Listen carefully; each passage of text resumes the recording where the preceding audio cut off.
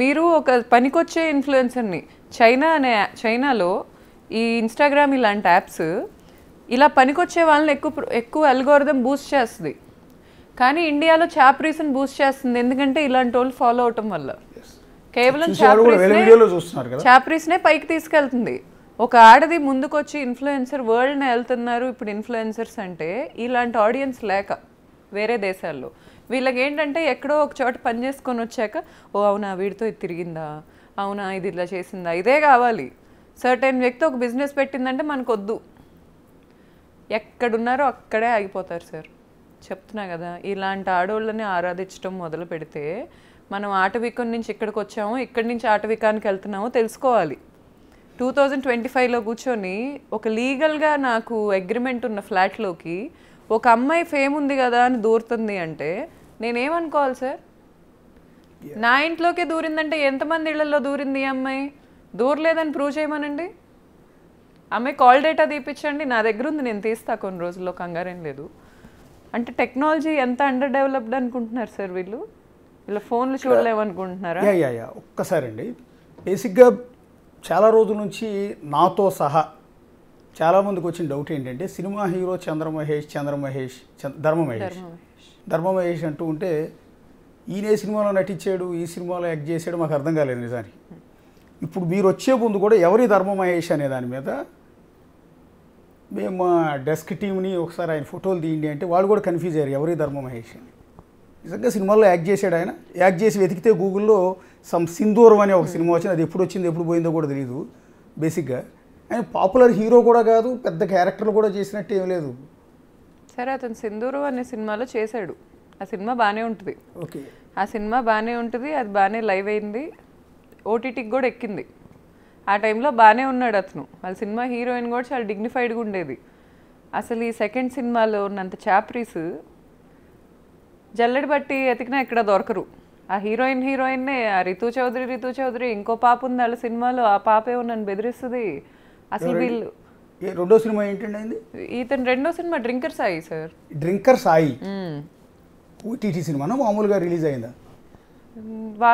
వాళ్ళకు థియేటర్ ఉంది సార్, దాంట్లో రిలీజ్ చేశారు. మిగిలిన థియేటర్స్ నాకు తెలీదు. వాళ్ళ థియేటర్లోనే మొత్తం రిలీజ్ చేసుకున్నారు. ఓటీటీకి అయితే ఇంకా ఎక్కలేదు. ఎందుకంటే ఇప్పుడు మీరు చెప్తున్న తర్వాత కూడా మాకేం స్ట్రైక్ అవ్వట్లేదు. నేను కూడా సినిమా ఇంట్రెస్ట్ ఉంది, నాకు కూడా నేను సినిమాలు చూస్తాను. బట్ మీరు చెప్పిన సినిమా టైటిల్ కూడా నాకు రిజిస్టర్ కాలా.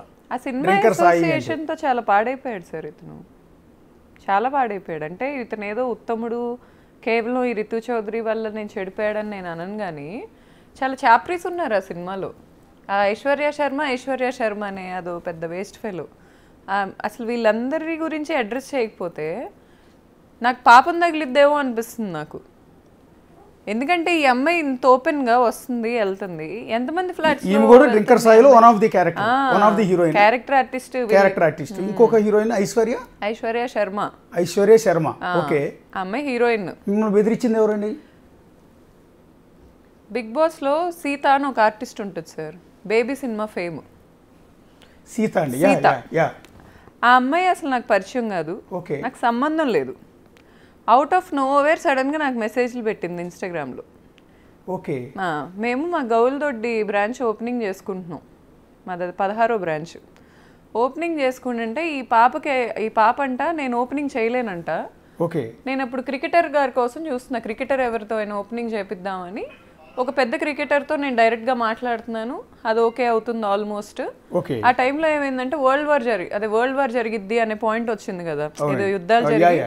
ఆ పాయింట్లో క్రికెట్ అంతా షిఫ్ట్ చేశారు, స్కెడ్యూల్ మారింది. సో నేను ఇలా వెతుకుతున్నానని ఆ పాపకి ఎవరు చెప్పారు నాకు తెలీదు, ఇతను కాక ఎవరు చెప్తారు నాకు తెలీదు ఎవరు చెప్పారు. అమ్మాయి సడన్ గా నన్ను ఇన్స్టాగ్రామ్ లో తగులుకుంది. నువ్వు చేయలేవు ఈ పని, నేను చేస్తా అంటది. ఈ పిల్ల చేసిందా సార్ 16 బ్రాంచులు నాకు? వీళ్ళు ఆర్టిస్టులు లైఫ్ లో బతకాలనుకునే వాళ్ళు బతకాలి, కానీ ఇళ్లలో కాపురం చేసుకునే ఆడవాళ్ళతో వీళ్ళకేంటి సార్ అసలు దందానే ఏంటిది నాకు అర్థం కాదు. రీతుతో నేను మాట్లాడా, అది వేరే ఎపిసోడ్. సీత వేరే ఎపిసోడ్. సీత అనే అమ్మాయి నన్ను తగులుకుంది, గట్టి తగులుకుంది. అసలు నువ్వు ఎలా లాస్ట్ సీజన్ లో బిగ్ బాస్ కి వచ్చింది, బేబీ సినిమాలో కొంచెం నెగటివ్ క్యారెక్టర్ ఆ అమ్మాయి హీరోయిన్ వెనకాల గట్టి తగులుకుంది నన్ను. నేను ఆ అమ్మాయి అంటే నాకు సెలబ్రిటీని సెట్ చేసిద్దంటే ఈ అమ్మాయి బిజినెస్ సార్ నాకు అర్థం కాదు. ఇప్పుడు సెలబ్రిటీ మేనేజర్స్ ఉంటారు, వాళ్ళు సెలబ్రిటీని సెట్ చేస్తారు. ఓకే, ఈ అమ్మాయి ఎవరు అసలు? నా బిజినెస్లో ఈ అమ్మాయికి ఏంటి అసోసియేషన్? ఇతను ఇలా ఫ్లాట్లకు పిలవగానే వీళ్ళందరూ నా బిజినెస్ ఓన్ చేశారనుకుంటారా ఏంటి?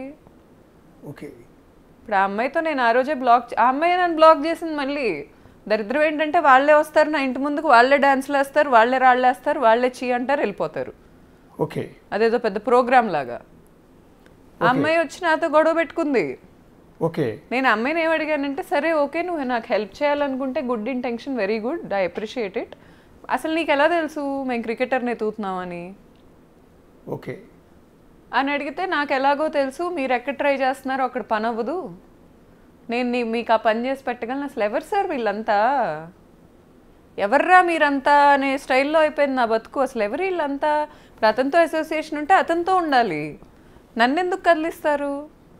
అసలు బిగ్ బాస్ ఆర్టిస్ట్ అమ్మాయి మీకేదో కాదండి, అతనితో ఉన్న పరిచయంతో మీకేదో హెల్ప్ చేసే దూరంలో అడిగిందా, లేకపోతే మీరు రితు చౌదరి లాగా ఆమె కూడా? అది నాకు తెలియదు, భర్తతో నాకు తెలియదు సార్. అది నేను కామెంట్ చేయలేను, ఎందుకంటే నేనైతే ఆ సీత అనే అమ్మాయిని ఎప్పుడు ఇతనితో అలా చూడలేదు.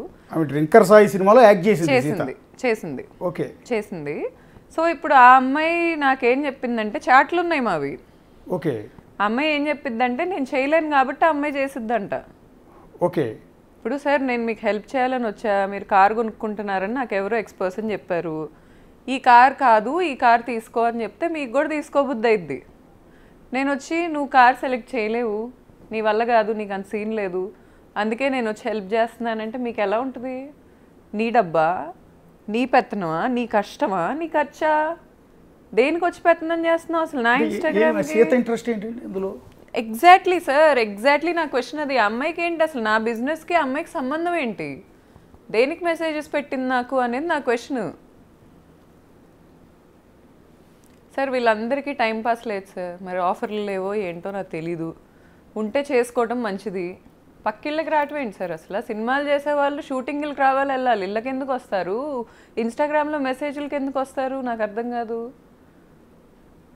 అమ్మాయికి ఏం అవసరం సార్ సీతకి నాకు మెసేజ్లు? అసలు ఇనిషియేషన్ ఎందుకు తీసుకోవాలి అమ్మాయి? చాట్ మేము ఇద్దరం ఎప్పుడైనా పరిచయమా? ఏ రోజైనా హాయ్ బాయ్ చెప్పుకున్నామా? టీజర్ లాంచ్ చేసుకున్నాడు ఈ అబ్బాయి, నన్ను నా కొడుకుని అవాయిడ్ చేశారు, వాళ్ళ ఫ్యామిలీ చేసుకున్నారు, సీతాన్ని పిలిచారు, అందరిని పిలిచారు. 2 రోజులో 4 రోజుల్లో ఉంది, మరి అక్కడ ఎక్కడుందో నాకు తెలీదు. ఆ అమ్మాయి అక్కడి వరకు ఉండాలి, అతను పిలుచుకున్నాడు కాబట్టి అతని వరకు ఉండాలి. లేదా ఒకవేళ హీరోకి వైఫ్ అనే పాయింట్ ఉంటే హాయ్ అండి ఎలా ఉన్నారు, లేకపోతే హాయ్ గౌతమి ఎలా ఉన్నావు అని పలకరిస్తారా? లేకపోతే మీకు రాదు, మీరు వెళ్తున్న పర్సన్ చేయలేడు, ఈవ సెలబ్రిటీ మేనేజరా? నా సింగిల్ క్వశ్చన్ ఇందులో. అండ్ రితు విషయంలో నా సింగిల్ క్వశ్చన్ ఏంటంటే, అసలు నా ఫ్లాట్కి రావడానికి ఆ అమ్మాయికి రైట్ ఏంటి? రాత్రిపూట అపార్ట్మెంట్కి ఏ అపార్ట్మెంట్కైనా రావచ్చు అని మీరు అంటున్నారు, నా ఫ్లాట్కి వచ్చే హక్కు లేదు. యాజ్ సింపుల్ యాజ్ దట్, లీగల్గా ఆ అమ్మాయికి నా ఫ్లాట్కి వచ్చే హక్కు లేదు.